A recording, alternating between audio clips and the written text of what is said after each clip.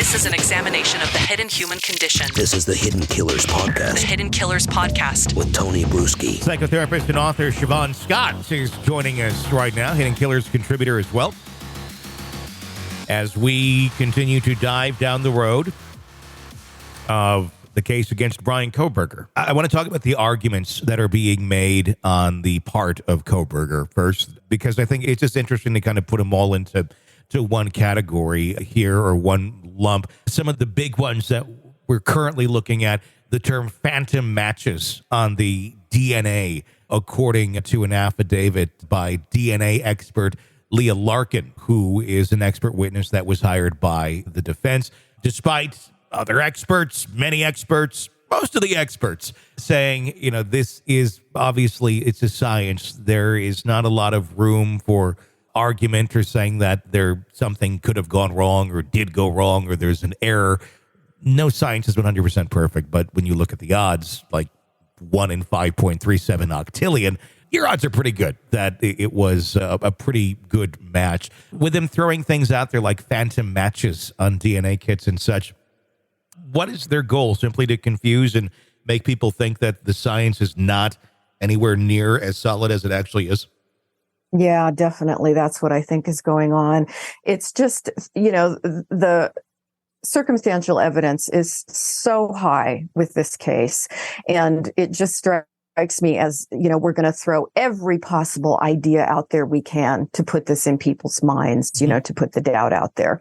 It doesn't make a lot of sense. And it just strikes me as desperate, sort of like his alibi being, well, he likes to go driving around at night, which, as I said, is kind of a red flag of somebody that could be a serial killer if, in truth, they are out driving around all night long as a frequent pastime. That's not necessarily in his favor.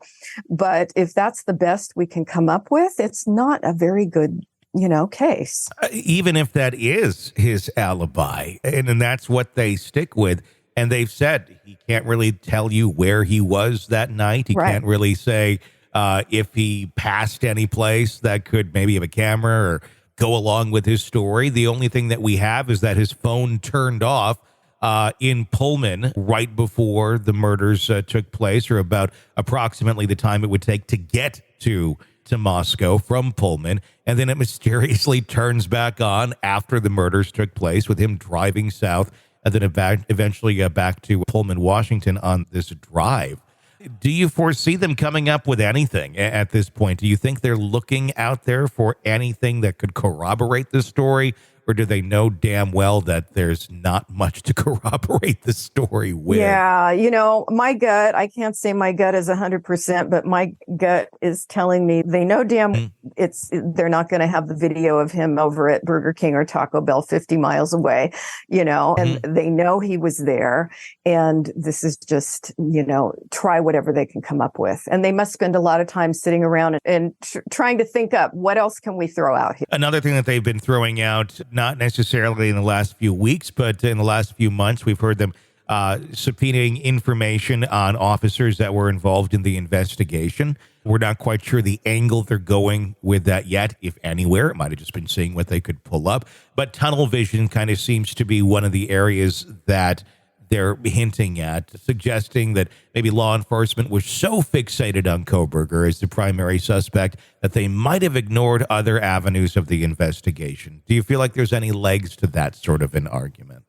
Yeah, I don't see it. I just don't see it. I think when defense attorneys, try to find anything they can in the histories of the investigating officers to try to show that they're, in some cases they're racist or they're prejudiced or they've got some kind of flaw or they've made these egregious mistakes and done things in the past that were inappropriate and wrong. It's just more, what else can we come up with here? So let's look at the officers.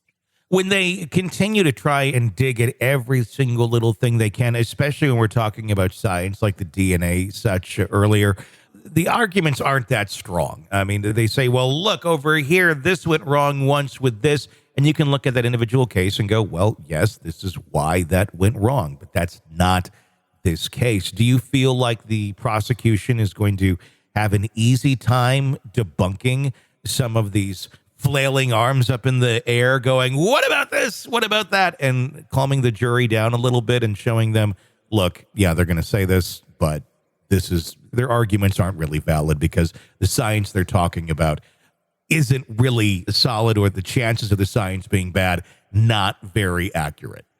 Yeah, if I had to be on a team, I would definitely want to be on the prosecution's team with this, because I think they're going to have a great case, and they're going to have the best expert witnesses who can talk about the science.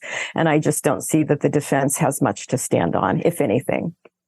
Obviously, I know no one can diagnose Kohberger from a distance, but if we're just to take a look at him over the last, nearly a year now, hard to believe as we get closer towards the end of this year, does he exhibit any characteristics consistent with any sort of psychological disorder or profile on the surface that you can discern that, may play into what he's accused of doing? Well, he's I guess if the first words that come to mind from all the people that have been interviewed and talked about what they knew about him, he's an odd duck. He's a bit odd, but certainly never overtly crazy. And had a lot of social problems, a lot of problems interacting with women, easily angered, arrogant, likes to be smarter than everyone else. Of course, he had the years of heroin addiction. He pulled out of that, but then he became very obsessive. He's quirky, he's strange, he's odd, and it would not surprise me that he had this secret fantasy life built around perverse kind of sexuality and the domination of women. That's a consistent theme that comes through, is this, the uppityness, the narcissism, and the drive to, dominate women and interact with women in strange ways. So that we can say that most serial killers are psychopathic. Of course, they don't have empathy for other people. I don't see Bryan as being a person who was very empathic or connected in any kind of close ways with people. The narcissism is common among serial killers, always being the smartest guy in the room. And we don't have evidence of him being sadistic unless there is this kind of, let's say they're looking at his computer and they find a lot of sadistic porn, then that would fill in that blank, because certainly the person who committed the murders is sadistic. So you can certainly say there's enough of an indication there, even just glancing at him superficially, to say this is certainly plausible that he could have the personality traits that we would see in a person that committed the murders. Is there, we've heard this thrown out there a little bit, and it was, I can guess, somewhat connected to his early writings that were found online very early on from when he was a teenager about dissociative phenomena in him. Is there any indication from what we know that he might have experienced any sort of dissociative episodes or altered states of consciousness? Yeah, looking at those writings, I went through all of them a few months back, and he struck me as somebody who, again, was trying to be smarter than everybody else. And he used a lot of jargon, but he didn't always use the jargon appropriately. And it struck me as someone who's just throwing words around, and there didn't seem to be a lot of meaning in it, other than the thing that came through so clearly in those writings was this obsessiveness. And he would write and try to instruct other people in these online forums. And he was really obsessed with his physical health. And it was rather sad in that he was such an isolated person, and doing all this writing online in these health-related forums didn't seem to have legitimate connections, in day-to-day life, but really did want to be smarter than everybody else and using a lot of jargon. And it struck me as kind of regurgitating things that he had read in other places. And I had the feeling he's trying really hard to explain things about himself that he doesn't understand. He knows he's different, but he didn't know why. And I don't know that we certainly don't know the contents of everything that is in his computer and what else he was doing online. But I think if we had access to all that, we'd have a lot of answers. This is an examination of the hidden human condition This is the Hidden Killers Podcast with Tony Brueski.